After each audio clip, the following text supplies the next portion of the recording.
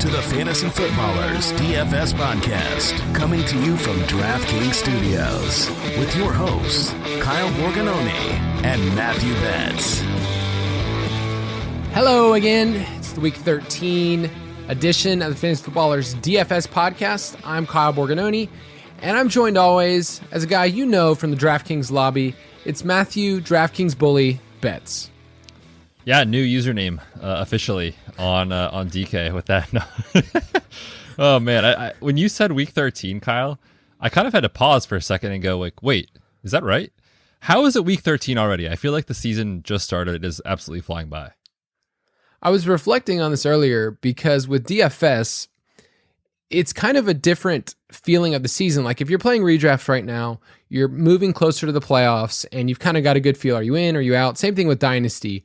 The trade deadline is passed in most leagues, but for DFS, I feel like it's this kind of long marathon that you've kind of had to pace yourself. And if you didn't use your bankroll right, then you might not even be listening to this podcast. So you're like, all right, DFS just isn't for me. But guys, this is about DFS for the rest of us. So if you made it this far and you're continuing to play DFS, we think that there is an edge at this point of the season. And really this slate has a number of different value plays. I know that your Injury Blitz podcast is going to be full of different players this week. So just overall, going into this part of the season, what kind of advice would you give people who, I don't know, maybe they're just like, I lost last week, I lost the week before. Yeah, this is my favorite time of the year to play DFS. I mean, everyone's always so hyped to start the year just because, football's back and we all are so excited for that. But this is kind of the time of the year sometimes where we see players that are struggling. Like you said, in redraft, if you're out, you're out. And sometimes people say, I don't have anything to play for, so I'm going to switch to DFS. So we kind of get maybe some opponents who don't really know as much of what they're doing, or they're kind of new to it. So I like that time of the year. But yeah, I mean, certainly like we've talked about all season long, this is a grind. This is a grind to go from week 1 to week 18 this year, and the playoffs if you're playing with us through there. So yeah, there are going to be those losing weeks like we talked about, and I think just trying to being able to weather the storm and know that that's going to happen is part of being a successful DFS player, especially in NFL where the variance is just so high. When you start getting to week 17 and 18, there will be a couple teams that are clearly out. And so there's been plays over the years. I remember there was a Rex Burkhead week 17 a couple years ago where he was the RB1. He just went bananas. So there's different players you get to play. The playoff slates are different. I know Thanksgiving was fun for a lot of people. There was a hot second. I don't know if you guys remember, if you were just looking at the leaderboards, where your boy, Kyle Borg, was in first after that Josh Reynolds touchdown. I sent Betz a screenshot, and it was downhill ever after that. I was making fun of you because you were like posting your W like 20 minutes into the game. I was like, all right, easy, buddy. We got 8 more hours of this. Let's see. And to no one's surprise, you did not finish first. I did not. And that was in our winner take all. So like when your winnings on DraftKings like look huge compared to what your buy-in is, it's really fun, especially in a tournament where there's only one person who can win. So hopefully you guys had fun on that Thanksgiving slate. I know you had some success on the Monday night slate recently. So just overall, there's different ways to kind of continue to be a part of this. You get to write up the Thursday night article this week, which is the Cowboys and Saints, which we just saw those teams on Thursday. So yeah, make sure you're part of that. You can get that at dfspass.com. But before we jump into week 13, let's review this past week in cash. And my biggest question is, did you survive CMC plus Cam? Because I feel like if you had those two in your lineup, like both of them, it probably sunk you.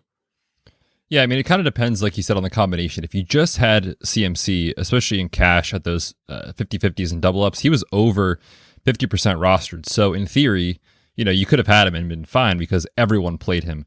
And along the same lines, Cam Newton came in around 40%, give or take, depending on the size of the contest you're playing in those cash games. So if you had both of them, like you said, you probably were sunk like a ship. Those were two guys that we were on early in the week. And honestly, like this is one of the more tricky cash game slates I can remember in a long time. I'm not joking when I say I had 8 different cash lineups that I felt really good about before lock. And I was fortunate to land on a combination where I had Justin Herbert at quarterback instead of Cam. But yeah, it was just a really, really tricky slate. I felt like it was kind of one of those that I was struggling to kind of find those best plays. And we had kind of talked about last week on the Friday show like this may not be the best week for cash. It might be a really good week for tournaments. And we saw just, the chalk condense around these guys, McCaffrey, Cam Newton, Pity City, Chris Godwin, all those guys failed this week. And so if you did play contrarian in those GPP style formats, you probably had a pretty good week if you avoided those guys. Yes, and there were some GPP plays that we were on. Like Joe Mixon was one of those guys that we said, hey, I feel like no one's noticing that he's been a top 4 running back almost every single week recently, and he smashed yet again. But yes, I was fortunate to have Justin Herbert. Gronk was somebody that you and I had talked about as a great GPP play, and then eventually it became clear, like, okay, I'm not going to punt this week, but I don't want to go all the way up to, George Kittle or somebody else. So he was too cheap at 4,400. So Gronk was kind of a differentiator. And yeah, if you avoided Chris Godwin, if you avoided any of those other plays, you were fortunate. So just make sure you have a pool of players. For me, I just want to say this about Cam, because the week before he was 5,100 and everybody was, playing him because he was so cheap. When he went up to 5,800, that's still pretty inexpensive, but there were paths for him to fail. And so for me, at the end of the day, you have to ask yourself that question with whoever you're playing. Are there multiple paths to fail? And at quarterback, you really need that. Like, what is Cam's floor? His floor is 10 points, and that's basically what he had. So you need to ask yourself that question. With Justin Herbert, it felt a little bit higher, and he was only $800 more. Like, that didn't feel like that big of a price to get up to. So I know you had a listener reach out to you, and I think it's a good question to kind of talk about. Yeah, we did have this question come in, and I thought it was perfect to kind of kick off today's show. The question was, for DFS, how do you figure out if it's just luck or if it's your process that's wrong when you're having these bad result type of weeks? And I think it's a really good question, and I think it's one that we could probably spend an entire episode on, but I'll try to be short with the answer. The simple answer is that there is luck in all of this, no matter if you're skilled at what you're doing or if you're just logging in, to DraftKings or FanDuel for the first time. If you've played any fantasy football over the course of your entire life, you understand there is luck involved. You need, your player to not get hurt. You need, if it's a running back, the offensive line to play well. You need, if you're a wide receiver that you're playing, you need the quarterback to play well. Like, you just need a lot of things to go right. And so I just want to kind of put that out there that, like, no matter what, there's luck involved in this. And I think a lot of us should understand that by now. Certainly we've been on the wrong side of luck for sure. And we've been on the right side of good luck. But when you think about your process, for me, I always come back to kind of like playing guys that have a solid point per dollar projection and then thinking through them. Is there downside to this guy? Is there upside to this guy? Do they have a situation where they fit my build correctly? Or am I just like throwing random darts and hoping something good happens? And I think if you're logging in and kind of randomly just picking and choosing and not being thoughtful with your roster construction, that's where your process is probably a little bit flawed. If you're making thoughtful lineups with correlation and kind of understanding how these salaries fit into your lineup, you're going to run into bad variance for sure often, but you also are going to run into good variance a lot more often than our opponents. And so I think that probably is a good way to answer the question. I know that was probably a little long-winded and confusing, but like I said, we could probably talk about that for, an hour? I think one of the things that you can definitely say, injuries, you just can't do anything about that. So with CMC, I survived, and he was in your lineup, right? Yep. Yeah, survived, but definitely like everybody felt that this past week. Felt it across the board. I mean, if you go look at running backs, the top 20 running backs from redraft, all of them basically have been injured, aside from Jonathan Taylor. So think about that. But then also, I think it's helpful for somebody's process to see, going into the weekend, what are the projections say? So we actually have those premium projections for each player. Add those up. Add those up for your lineup and say, okay, a lot of times if you have a lineup that's hitting around 145 in our projections or even higher, then you're saying you're putting together a pretty solid lineup that has a chance to hit that cash line. I use 145 because that's kind of the median. This past week, it was super low. It was 108, something like that. It was super low. So realize that the projections are just give you the medium outcome. But at the end of the day, when I look at my spreadsheet after on Monday, I basically say, okay, well, how did this lineup do compared to what I thought they were going to do? So I had Brandon Ayuk in my lineup. His projection was fine in terms of points per dollar, and he didn't go off, but he did well enough compared to other players that basically tanked. I think he had 12.5 DraftKings points, that you're able to look back at your process and say, hey, I had Brandon Ayuk for 13 points in my projections, and he got 12.5. So I felt really good overall that like, hey, it's not just that I like the player and I like being contrarian while everybody else likes Debo. It was a good play, and we'll talk about Brandon Ayuk in a second because he's going to be a popular guy this week. But you can get all of our stuff at dfspass.com. You can still use that promo code DFSPod if you want to save some cash. But let's talk about the main slate.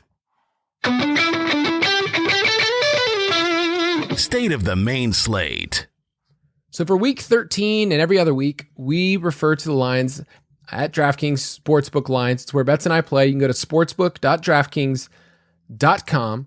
And like we do every single week, we get to check in with a wager that you and I made, one that's going up and one that is just sinking. It's a sinking ship. I will get us started by saying I had put this one to bed a while ago. It was a while ago. I had the San Francisco 49ers to make the playoffs, which doesn't sound crazy, but it was plus money before the season. They are currently the 6th seed at 6-5. They've won 4 of their last 5. I'm feeling pretty good that they are in the mix.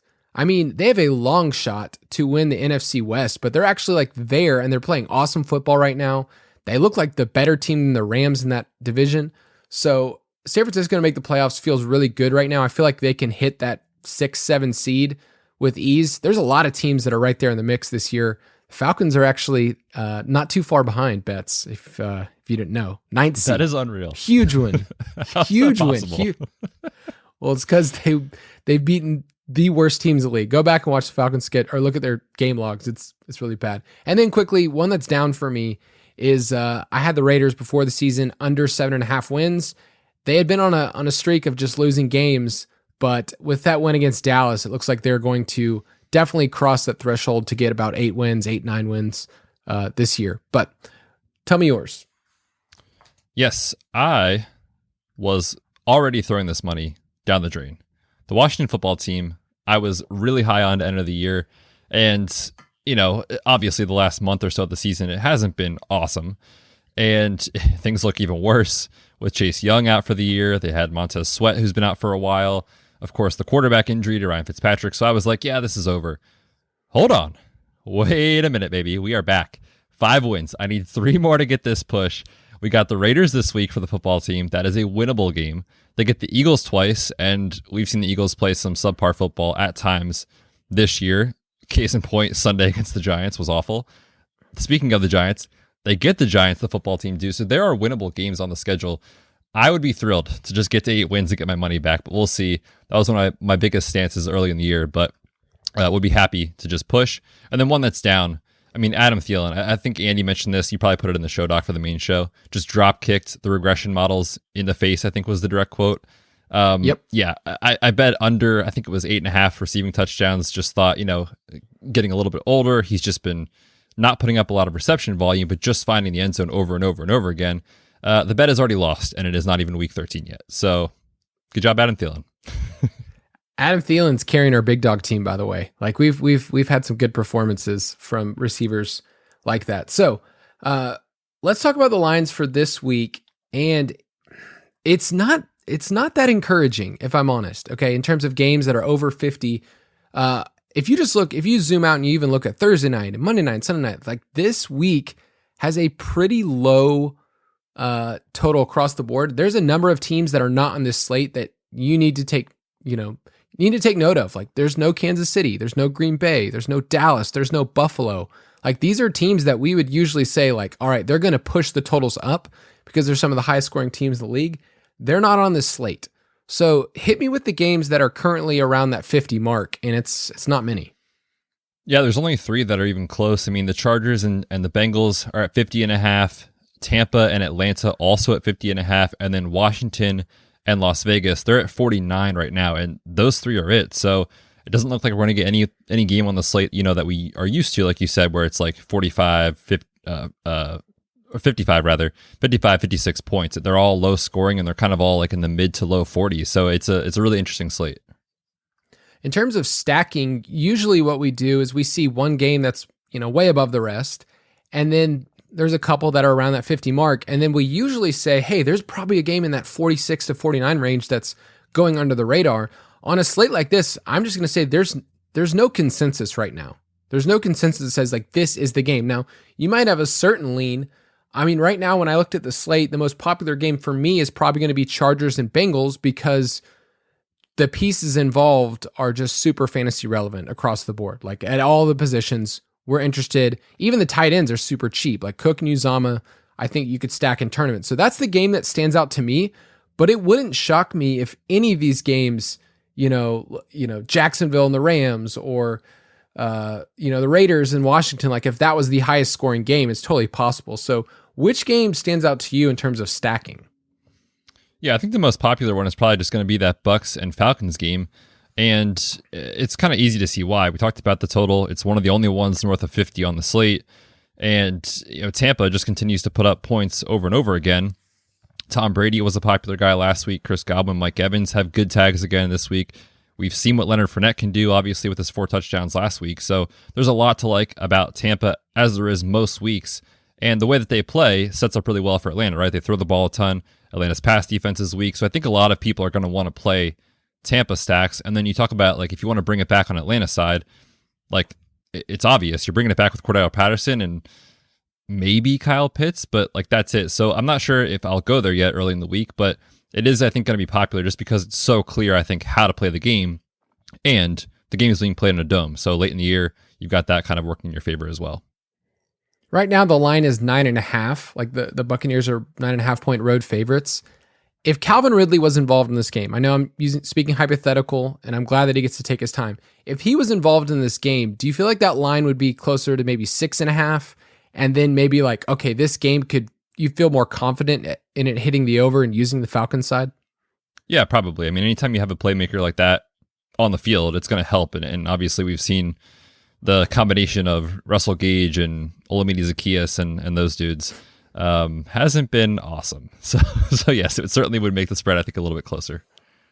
The Atlanta jabronis, the guys that were just rolling out there. Gage had a good game this past week, but I'll just say this about these games that have the 50-point total, and it's very clear that one of the teams is a favorite. Oftentimes, the other team just doesn't get there. And we'll talk about that with the Rams and the Jaguars. It's like, you want that game to be a back and forth affair, but if you've watched any Jaguars football this year, Trevor Lawrence has just been very, very, very bad to the point where you can't even say, I want to throw Marvin Jones. LaVisca was an okay cash play this past week, but like there's just no boom. The postman's not even there anymore. So there's only one Jaguar we're going to talk about this week, and it's not James Robinson. So I'll kind of tease that for the listener because baby. I'm excited to find out who it is. He was mentioned earlier in the year, and avid listeners, just like listeners that have gotten the tattoo of this podcast on their chest, will remember this guy. But let's keep going with these games on this slate. Which one do you think is the sneakiest for week 13? Yes, I'm really interested to talk about this real quick because I know that you talked about this game, or you put it down on the dock rather, for a game that you would like to fade. And I'm kind of interested in this game. It's the Niners and the Seahawks. Now, you don't have to tell me any stat about Russell Wilson or the Seahawks. I understand. It has been literally the worst in football over the last 3 weeks. They've failed to score more than 15 points in any of those 3 games. Russ looks off. DK Metcalf's not getting any targets. They're talking about moving on from Pete Carroll. Negative, all those things. That is the exact time I want to play Russell Wilson stacks in DFS. That's the contrarian approach to this kind of thing. Because on the other side of the football, San Francisco, they're a top 5 team in terms of scoring over the last 3 weeks, putting up 30-plus points, what seems like every week, and they're rolling right now. Now, I will say the loss of Debo does hurt this kind of game environment for sure, but you've got guys that you're really excited about in Ayuk. George Kittle, we haven't seen a huge game from him yet. This could be the week. And then, of course, Elijah Mitchell has just been awesome. So there's a lot to like about that. I think it's a game that if it does become less popular in tournaments, I'll take a shot on guys that I know have a huge ceiling in guys like Lockett and Metcalf. Okay, you're talking me into it because that's what we want in GPPs. We want to feel the stench that the rest of the field feels when it's like, oh, I look at Russell Wilson, what he's done the last 3 weeks, and I don't want any part of it. But in GPPs, we don't care. We can see upside clearly with Metcalf and with Lockett. Elijah Mitchell would be a really fun play to kind of mix in this game. I just know Ayuk's going to be super popular. So with that in mind, it's like, okay, well, the only way to really get different is to attach him in some type of game stack. So you're getting me to warm up. I am so scared of Russ. And this is usually when he proves people wrong, but I mean, really like historically really bad the last 3 weeks for Russ. So for sure. And I just want to be clear too, like there is no middle ground for this. Like it's either going to be awful as it's been or awesome. And you kind of get a good outsized reward. So I'm with you. It could go south real quick, but I think a lot of people will probably think the same thing. And maybe it's just a way to get different in tournaments. No, I like that call early on. I'm going to say Baltimore at Pittsburgh. I think you would think of these two teams as defensive-minded teams, but their secondaries have been giving up nonstop this year.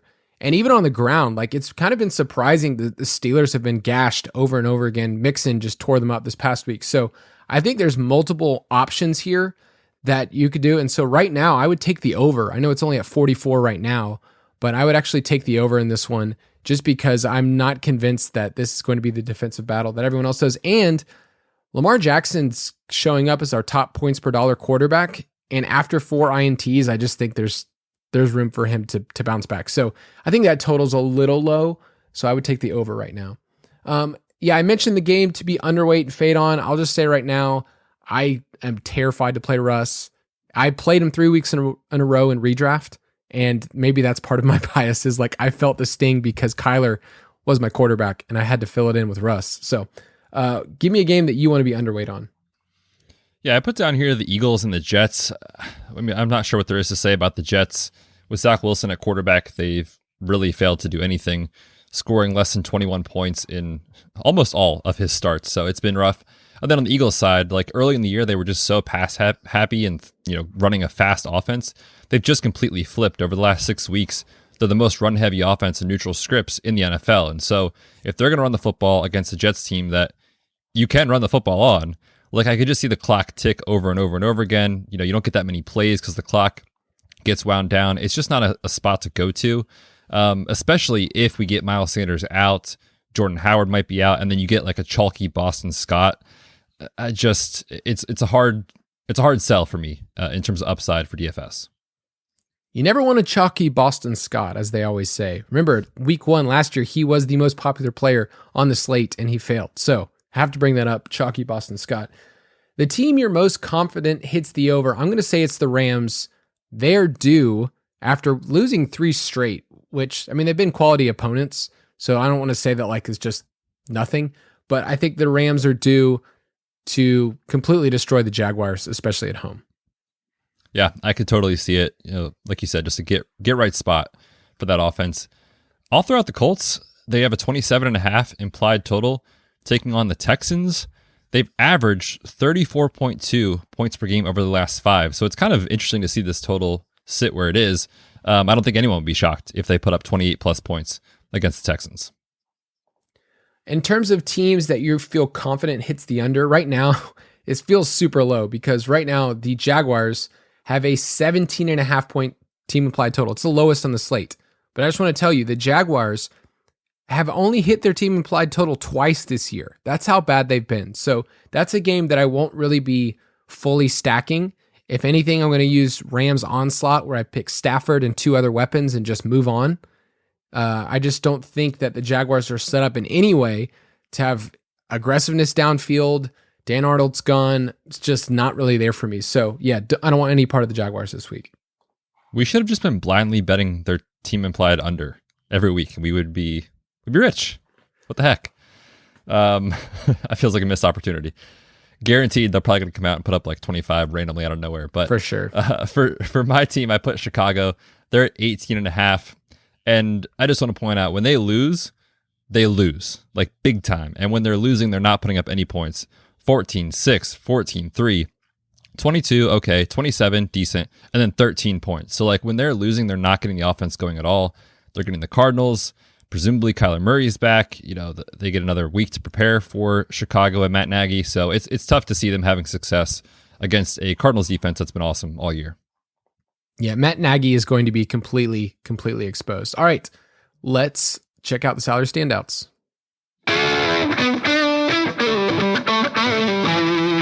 Salary standouts. All right, at quarterback this week, there's going to be a couple names that almost you could press copy and paste from last week. I'm going to start off by saying Tom Brady is an even better play this week at 7.2 on DraftKings at Atlanta. Right now, he's my favorite cash game quarterback. Last week was all about Leonard Fournette, but listen to these lines. Tom Brady, one, he's never lost to the Falcons, which every Patriots fan wants to tell you, 28-3, blah, blah, blah. All right. Beyond him never losing to the Falcons, as a Buccaneer, here's what he's done against Atlanta. 390 yards, 2 touchdowns. 399 yards and 4 touchdowns. And 276 yards and 5 touchdowns. He has obliterated the Falcons. And with one of the highest team implied totals on the slate, with his price going down, I think Tom Brady's a smash play. Yep, I'm with you. I absolutely love it. I threw out Jalen Hurts. We just need to monitor what's going on with that ankle. It looks like he, got stepped on and kind of injured his left ankle. Unclear how severe it is. They haven't given many details, but if you get Jalen Hurts fully healthy, and we should know by Friday when we get the show out whether or not that's the case. His price is dropping. He's $7K. Again, taking on the Jets. It's not difficult to see a scenario where he has a good game. And I'll mention Justin Herbert. His price only went up $100 at Cincinnati. I mean, Cincinnati's defense came out, but Ben Roethlisberger is just a stone in the pocket. So he's one of the top points per dollar. If you wanted to go a little bit lower in that same game, I like Joe Burrow. He just not getting enough pass volume, so he's a better GPP play at 6.3. But I'm just not seeing any cheapies this week. I mean, if you go way down there, I guess you could say Tyrod at 5.3 if you really wanted to punt it off. Taylor Heineke at 5.6. But I think you and I both feel the same way. Get around that 6-7K range, pay up, and get a guy that you feel like, hey, they can be a top 5 quarterback. Unless Jalen Hurts is out. And then we get Gardner Minshew at 4K against the Jets. Dude, if that's the case, he's going to project really well because at 4K, you need him to get you 14 points and you're fine in cash. So I'm going to put it out there. Put it out there early in the week. Maybe. We'll talk about it again. I need to warm up to the idea because I've been playing Hurts as my redraft quarterback the whole year, so I've just kind of had that locked in my brain. So to shift gears to someone that is not an NFL quarterback, but he's a tryhard. The Jorts. Come on, the Jorts. Dude, he was cool to talk about 2 years ago. This is 2021, okay? This is a different 4K. Dude, I think he's out of the league next year. But if we can play him at 4K, that is insanely cheap. So we'll talk about it again on the podcast on Friday and see where we're at. But at running back, Jonathan Taylor is only 9.2 at Houston. That feels like a smash spot. If you wanted to pay up, let's say you did go Gardner at 4K, you can easily get to Jonathan Taylor there. Among the studs, it's him up there, and then Eckler and Mixon in the same game are interesting because they've just been incredible this year. 8.3 for Eckler, 8.1 for Mixon. Those guys are in the elite tier who I would play. What is your feeling? Because there's a lot of value that's opening up on this slate. Who's your favorite so far from just presumably they're backup guys, but now we want to play them for DFS? Yeah, there's so much value on this slate. It's unreal. I mean, we're probably going to get Jamal Williams at 5.6K, assuming DeAndre Swift doesn't play, taking on Minnesota in the same game. DraftKings was ready for this. They have Alexander Mattison at 7.6K. They did not make the mistake of leaving him down below. We know Dalvin is going to be out. It's an awesome matchup. And was it earlier this year that Madison played against the Lions? And he smashed. Yeah, so we've seen him have success again in the same matchup. Those two look really strong. And then, Sony Michel is down there at 4.3K.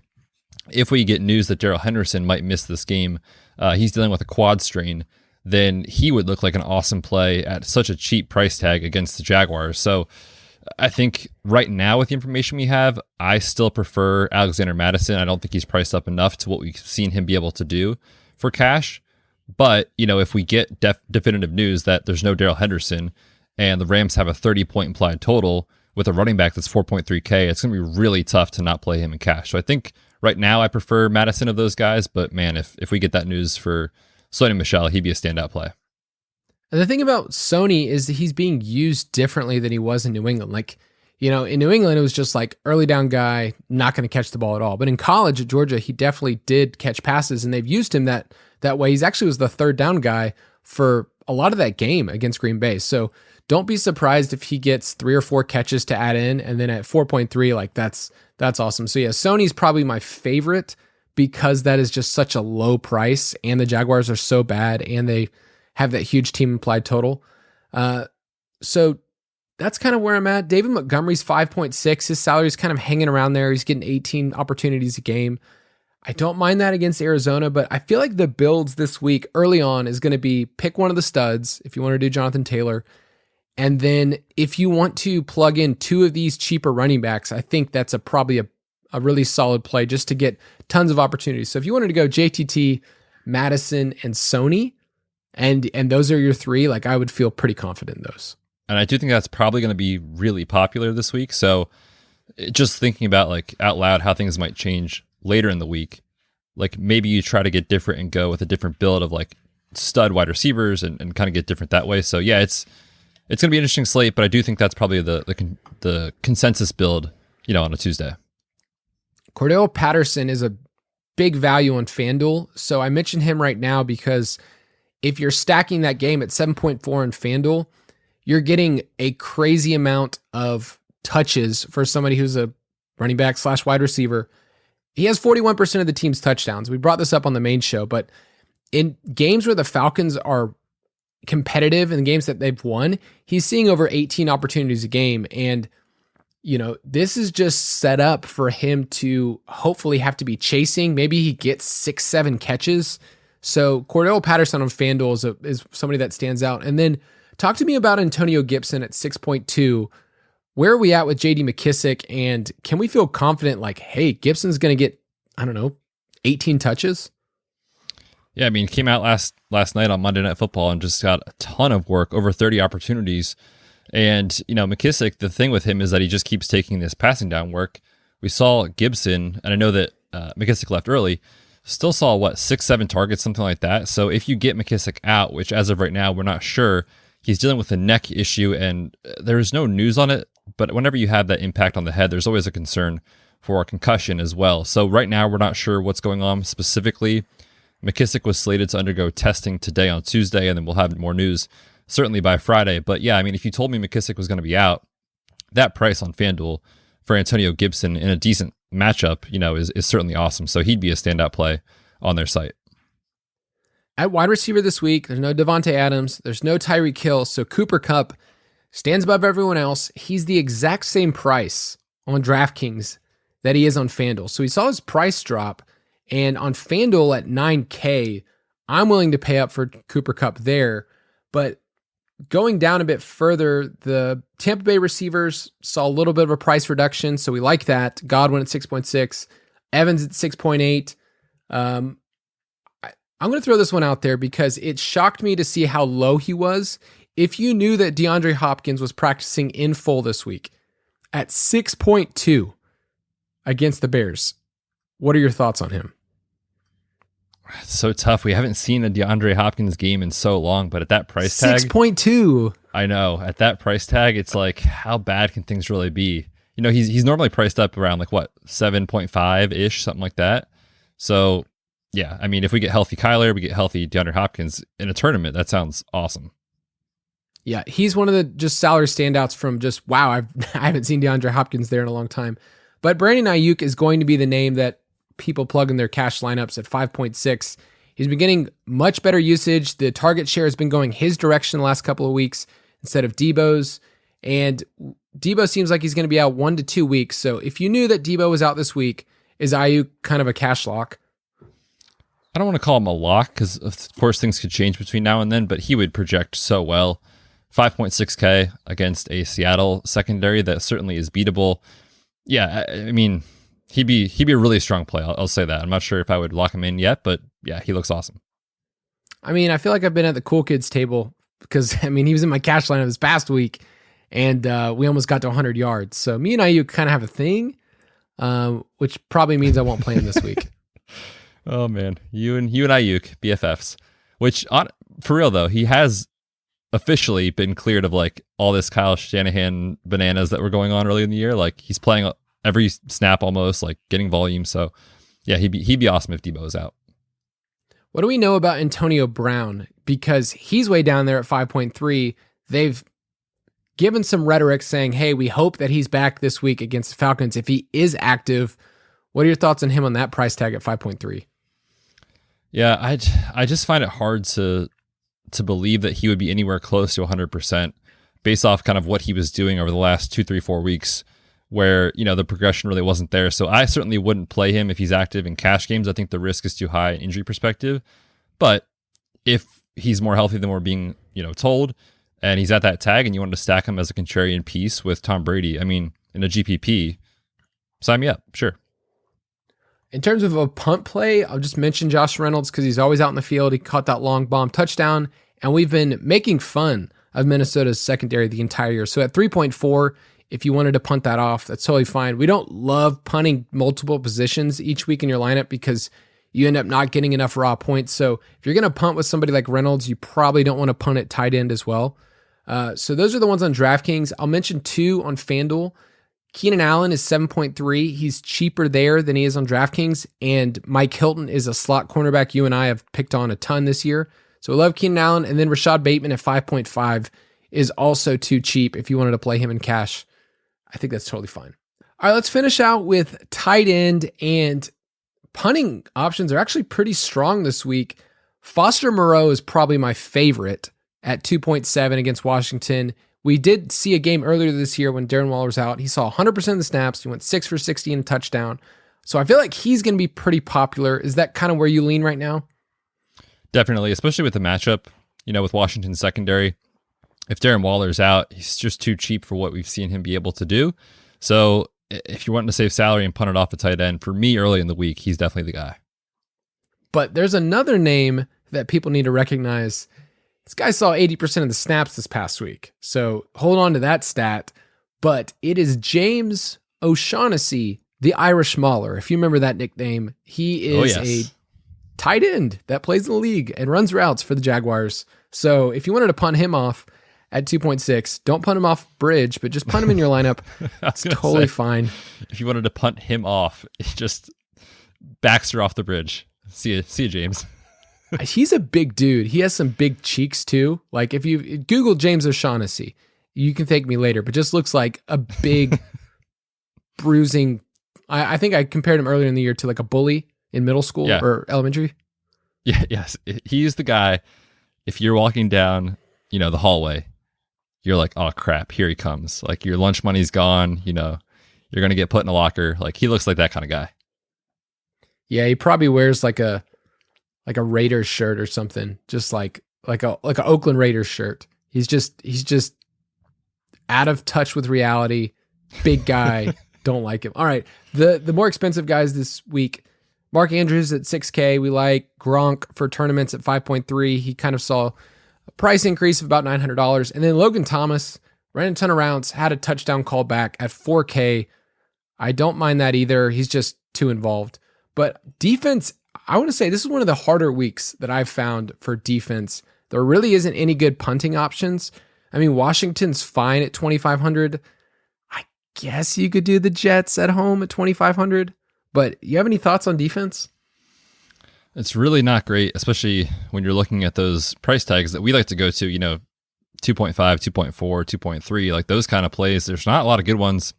And I feel like every week there's one that's just like, oh, play that one. It sticks out really well. And this week, I have no clue who the best play is down there. So I think it's going to be one of those interesting spots for tournaments that you can kind of feel free to get creative and get off the board a little bit.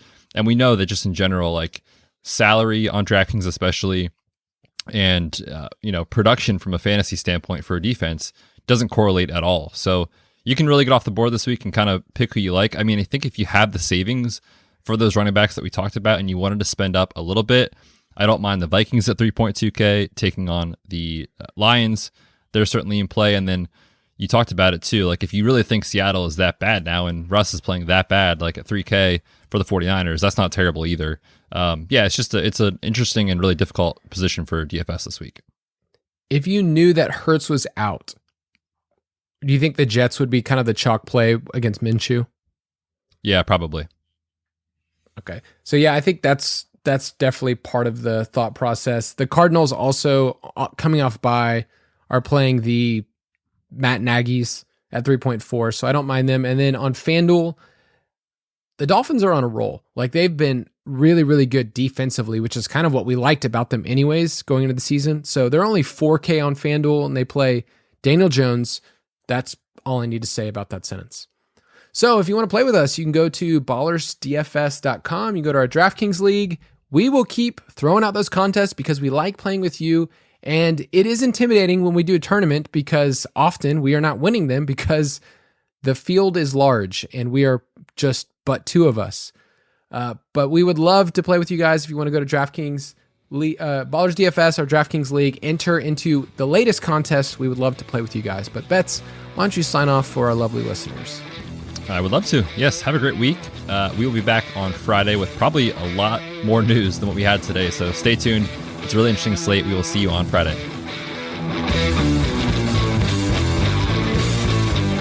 Thank you for listening to another edition of the Fantasy Footballers DFS Podcast. Don't forget to visit us on the web at www.thefantasyfootballers.com.